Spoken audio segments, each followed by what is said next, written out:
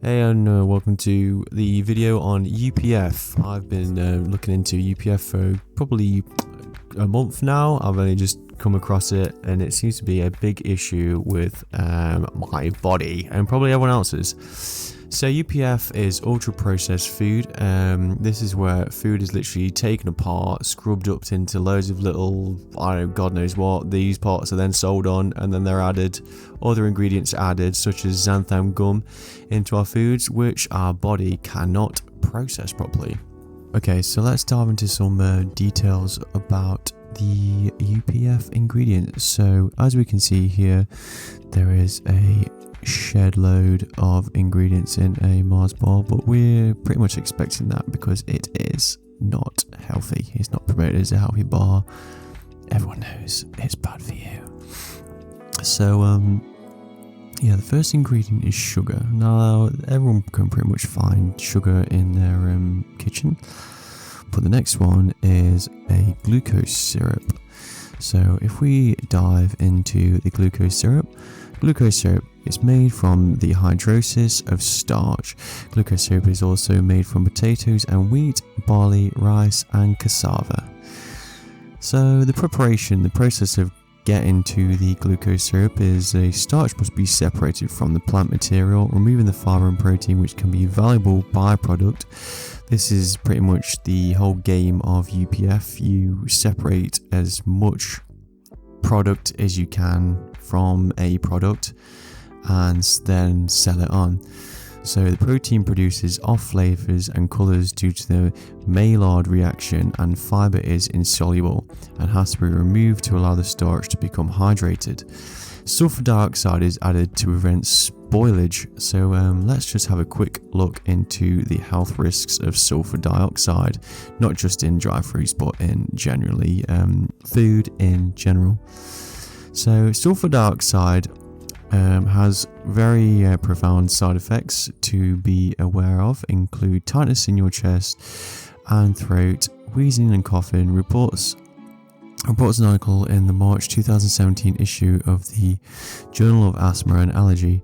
For some people, especially in those with asthma, the side effects can turn into a life-threatening anaphylaxis reaction. Anaphylaxis. Yeah. Anyway, moving on. Non-respiratory effects for some individuals include hives, headaches, and itchy skin. Additionally, a study published in the October 2017 issue of the journal Public Library of Science states that the preservative stops the growth of beneficial gut bacteria, which may cause stomach discomfort or diarrhea. This can also, if you have some gut issues, it can also lead to problems with the skin. So acne can be one, and I suffer with psoriasis, and I know for a fact that if I eat any heavy, dense sugar foods, I will definitely be getting a flare up of my psoriasis. A gut has a link to depression as well. So if you're eating very unhealthy foods, so with these very processed foods, it can lead to a decline in processes within the brain.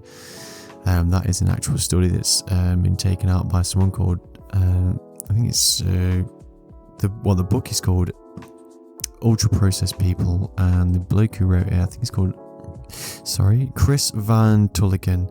He talks about he had experiments done on him while he was eating ultra processed foods, and his brain processes decreased.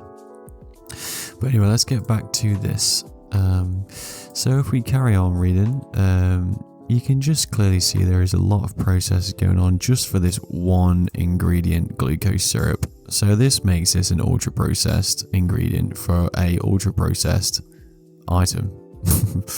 Okay, so glucose syrup is mainly produced by first adding the enzyme amylase to a mixture of cornstarch and water. So I've highlighted this here because amylase is in fact saliva. Amylase is found in saliva and breaks down starch into maltose and dextrin. This form of amylase is also called ptyalin.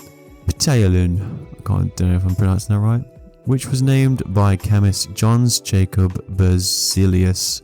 The name derives from the Greek word I spit, because the substance was obtained from saliva.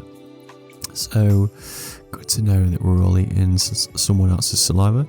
It's probably from an animal, or it does say here, secreted by various species of a fungus, which isn't too bad. After hydrolysis, the dilute syrup can be passed through columns to remove impurities. So here is another process. We're going pushing the liquid through a filter, which obviously can probably add heavy metals to it, depending what kind of filter it is, or plastics, or anything like that. The dilute glucose syrup is finally evaporated under a vacuum to raise the solid's concentration. So that's 1, 2, 3, 4, 5, 6, or maybe count that as a process. 6 processes in total, which, yeah, I don't know about you, but I only wanted to go through one process, which is me chewing it. Really? Okay, so let's move on to emulsifiers. So I'm going to save sunflower oil till last, because that one pretty much blew me away when I first found out about that. Emulsifiers, and the one we're going to be looking at is soya lecithin or lecithin. So what to know about emulsifiers in food and personal care products? An emulsifier is a binding agent used in products like processed food, cleaning agents, and personal care items. Over-consuming them is linked to increased inflammation, gut health issues, and cancer risk. So here again we have another gut health issue, which is obviously depression is on the rise, anxiety is on the rise. I don't know if it would be linked to autism or anything like that, but gut health has a very strong link to the mind. Again, gut biome is very important for you to digest food properly so you can gain the correct nutrients, therefore obviously having a healthy heart and mind. Emulsifiers are substances that help bind together two ingredients that don't typically mix, like oil and water. So we're trying to mix things together that shouldn't really be mixing. There are some potential health effects to know about, especially when it comes to consuming foods and drinks that contain emulsifiers.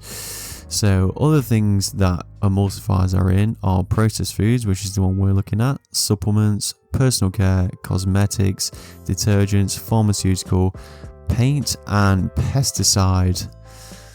We're eating pesticides. I mean, it's on your fruit and vegetables, but it's in our food. It's inside it. Adding emulsion to a product can improve its appearance, texture, smell, taste, and shelf life, which ticks all the boxes for UPF. Okay, so moving on to sunflower oil now. So everyone thinks, yeah, it's a vegetable, we're super duper healthy if we're eating this. I'd much rather eat this than a fat from a cow, such as beef tallow. So, shocking history of seed oils. What was once toxic waste now is staple of our diets. It started as being an ingredient for soap and candle manufacturing company, and they used animal fats to produce these candles. Animal fats is the key ingredients in soap, and it got very, very expensive, so they got creative and made cottonseed oil. Cottonseed oil was deemed a toxic waste after it was displaced by regular oil as a fuel source. Enterprising P&G saw a opportunity to use unwanted cottonseed oil to make cheaper soap and eventually cooking oil. It was eventually chemically altered. They chemically altered it into cooking fat resembling lard. They called it Crisco. After some clever marketing hacks, it quickly became a staple of American diet. Popular Science article from the era summed up the evolution of cottonseed. What was garbage in 1960 was fertilizer in 1970, cattle feed in 1880, and table food in 1890. So it's gone from waste to a fertilizer to animal feed to in your food. Okay, so cottonseed is a hydrogenated vegetable oil, and it is a replacement for animal fats. I like how they've put digestible here just to make you just believe that a little bit more, that it is actually digestible. And Crisco actually gave out the cookbooks for free while they was doing this. So they made this product and said, you know what, let's get it out there, give out some free, good, happy, smiley books on how great this seed oil is. I have no idea if they took any did any experiments to see if it affected human gut in any way, but yeah, they definitely just wanted to market it at the time. Crisco was 50% trans fat, estimates say for every 2% increase of trans fat, the risk of heart disease goes up by 23%. Seed oils contain fatty acids found to directly lead to inflammation and chronic disease. Now this is a very good point for people in their 20s going to 30s. Maybe you might start experiencing some joint pain. This is actually down to food that's causing you inflammation. So yeah, you're not getting old, your joints are inflamed by these UPF foods. I went on a 10-day meditation retreat course, but before this I actually had a lot of problems with my knees, just bending down and just kneeling for a long time used to cause me a lot of pain. But and the diet at the 10-day meditation retreat course was organic vegetables. There was no meat, it was all organic, and my pains went away within 10 days. You know what, I'd say it was probably about 5 days.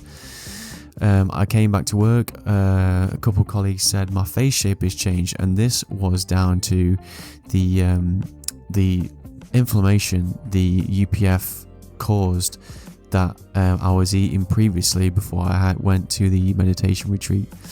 Seed oils are commonly found in processed foods.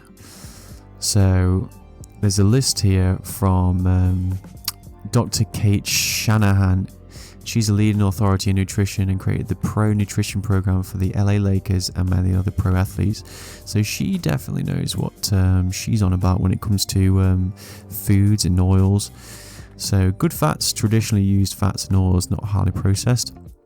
Olive oil, avocado oil, peanut oil, butter, ghee, tallow and lard, cocoa butter, macadamia oil, coconut oil, almond oil, walnut oil, flax oil, sesame oil, walnuts, seeds, fatty fish, and artisanal grapeseed. They are good fats. They your body can process them properly. They're not ultra processed. They didn't use to be used as engine oil, which is another big thing. Seed oils were used as a engine oil. I'll see if I can find the photo that I took on my phone of that fact. So you want to limit the use of refined peanut, refined avocado, refined coconut. So refined, that's clearly a process. It has been processed and your body just can't deal with the refined product. This is what's causing, again, inflammation and affecting gut and mental health. So don't eat soy oil, sunflower oil, safflower oil, canola oil, corn oil, cottonseed oil, hydrogenated oil, refined palm. Most of the time in restaurants they use grapeseed oil, rice bran oil, and in the UK I've noticed they use rapeseed oil, which is another supposedly healthy oil, but it clearly isn't. So that was a brief dive into UPF ingredients of the Mars bar. I think next time I'll be diving into something that's labelled as healthy, because usually healthy options are not healthier and they cause more problems than they just cause a lot of problems. I'm just going to leave it at that. Okay, thank you very much for watching and listening, and have a good day.